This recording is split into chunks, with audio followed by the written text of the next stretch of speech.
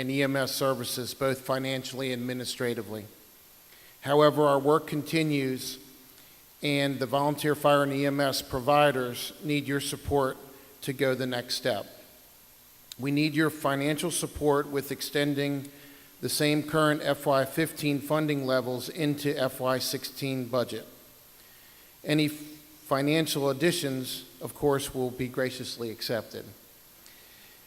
We need your administrative support to ensure the day-to-day fire department procedures are more volunteer-friendly. We need your personal commitment that your administration will continue to resolve volunteer issues that are hampering the recruitment and retention of volunteers, such as delays in the issuance of protective gear and other supplies. Though there have been improvements, delays in our health physicals, delays in vehicle repairs, delays in equipment repairs, and delays in facility repairs. We need your assistance to advocate to the county fire chief that communication with and the true inclusion of the volunteers in all aspects of the department will continue to strengthen our combination volunteer and career fire service and strengthen volunteer fire and EMS participation, helping to keep the annual budget in check, delivering quality fire and EMS services to our citizens. Thank you. And Pete, I want to thank you for your service this past year as president and working with the administration. Thank you very much. We'll look forward to continue to working together. Absolutely. Thank you. Also want to recognize real quick Delegate-elect Eric Barron, who walked into the room.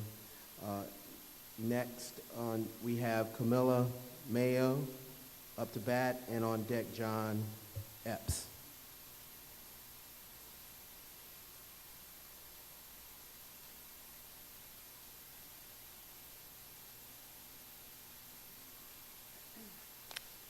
Greetings.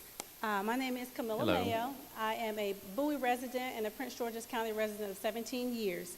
My concern is one that is spoken about some, but never really addressed. I'm a mom of 4 children, my youngest being in first grade at Northview Elementary School. He sits in a class of 29 students. That's too large. It's too large. This situation is not unique to my son.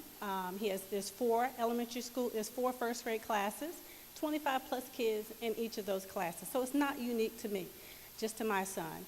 One teacher cannot be as effective with 29 plus students in the classroom.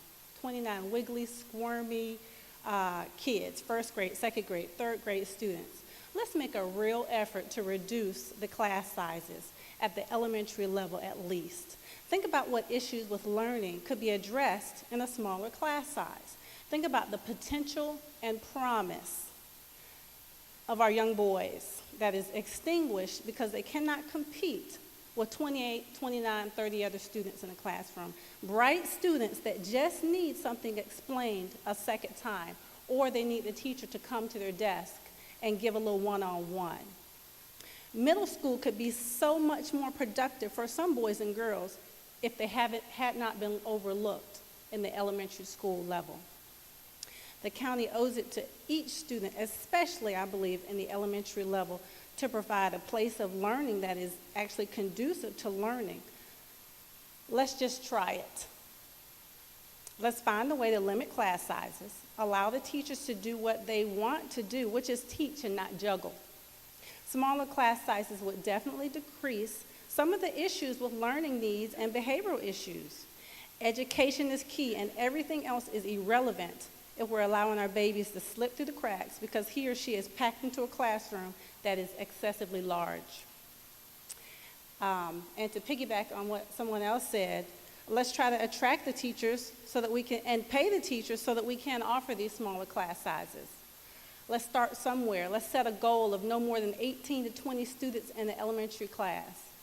That would delight me. I personally would love to see that. Dr. Baker, I just urge you to work with CEO Maxwell, work together to address the issues of large class sizes. Thank you. Thank you very much, and we will do that.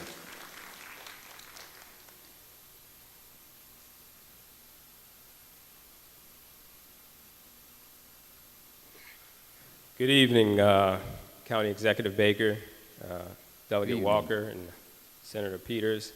I appreciate you all taking the time out this evening to come and listen to us and the issues that we have or the suggestions that we have for the county. My name is John Epps. I'm the owner of Merlin Park Bicycles, one of many small businesses in the county. I've had the distinguished pleasure of employing my nephew for the past couple years, being his first employer, out of school, while he's still in school. We were recently recognized by the town of Capitol Heights as a business outside of the town making a positive contribution to Capitol Heights. We've also worked with the Chief of Police and Mayor King with their Healthy Heights program this past summer.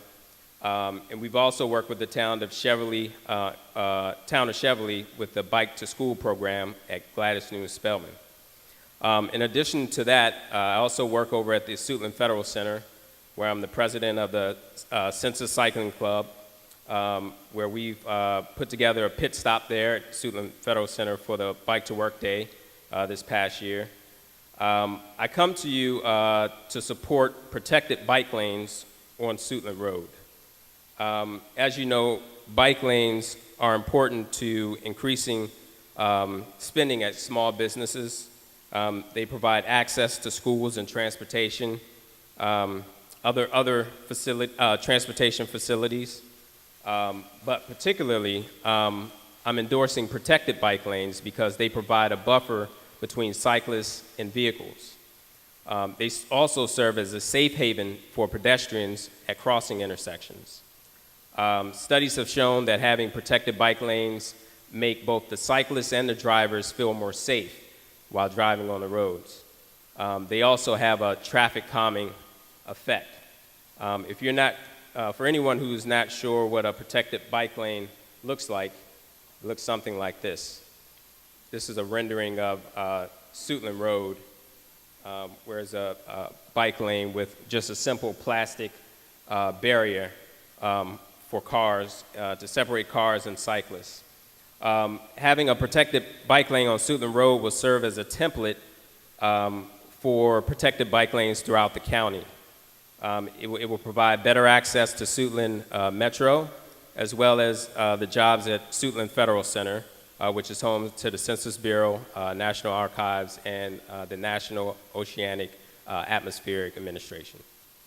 So I hope when you look at the potential for putting bike lanes throughout the county, that you consider putting protected bike lanes, particularly on Suitland Road, because I believe that it's something that we can do at a low cost currently, and something we can do immediately. Thank you. Thank you. We will look at this. We were in Shanghai on a business mission, and we actually saw the protected bike lanes in Shanghai, which has, I think, somewhere around 37 million people. So we actually saw it in action. It was the first time I actually saw that. So we will look at this. Up next, I think we have somebody from transportation here, right? And Adam Ortiz, who's our unofficial bike man, is excited about this also. Do you bike, Adam? Okay. Thank you. up next, we have Dolores Brown, and on deck is Lorenzo Green.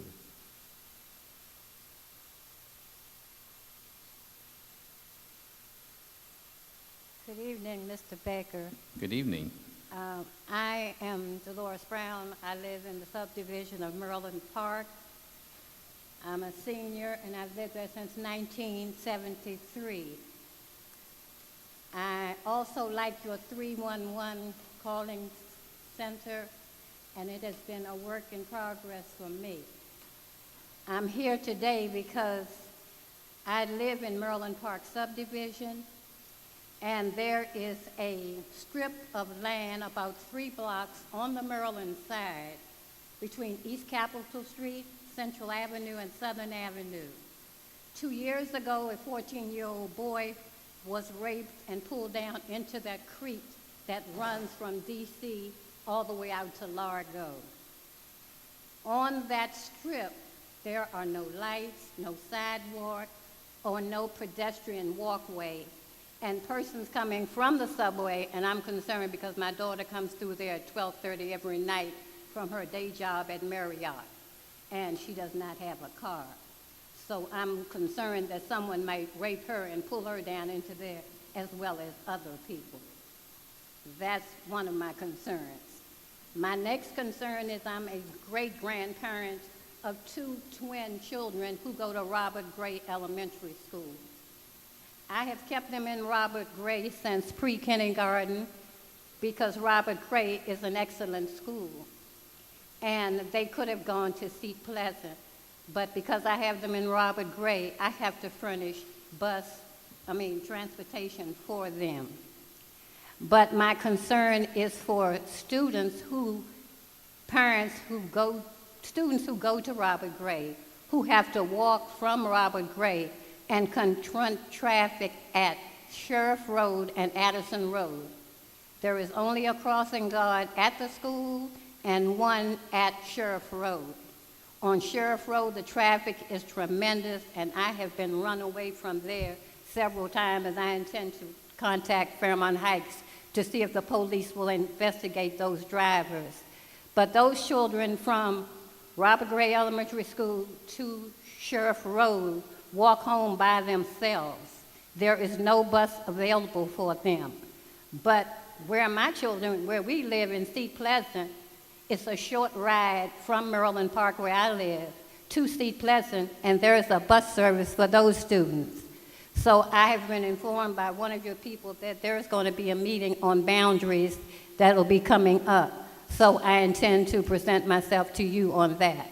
Thank you very much.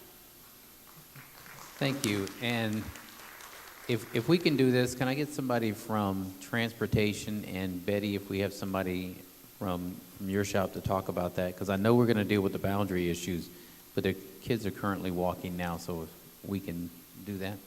Thank you. Good evening. My name is Evening. Lorenzo Green, and my son's name is Jonathan Green. He attends New Horizons Supportive Services Incorporated. My son was born with spina bifida, and as a parent, you never know what it's like for your child to be born physically challenged until it comes home to you. That's when their tomorrow depends upon your today. So today, I'm asking if there's anyone here that can turn on a light or open up a door with funding for the agency.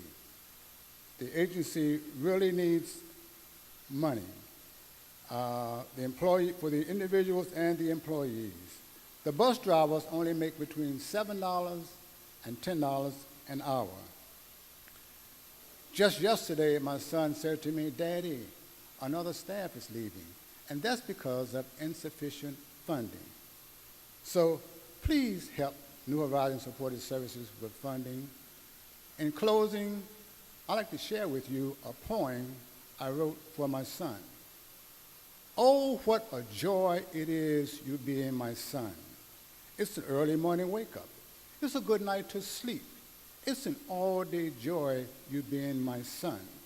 Your sensible style, your pleasant smile, your obedience and belief in Christ will give you eternal life. You never complain or frown. You're always the same from sunup to sundown. My prayers at night, I ask God to protect you from hurt, harm, and danger. To me, you're one of God's little angels.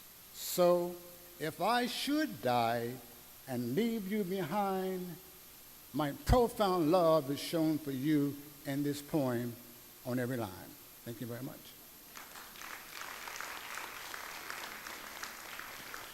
That's very good.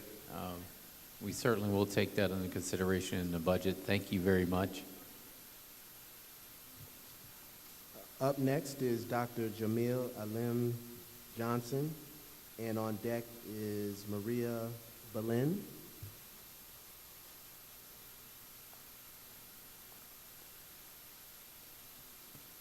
Good evening, County Executive Baker, State Evening. Senator, State Delegate.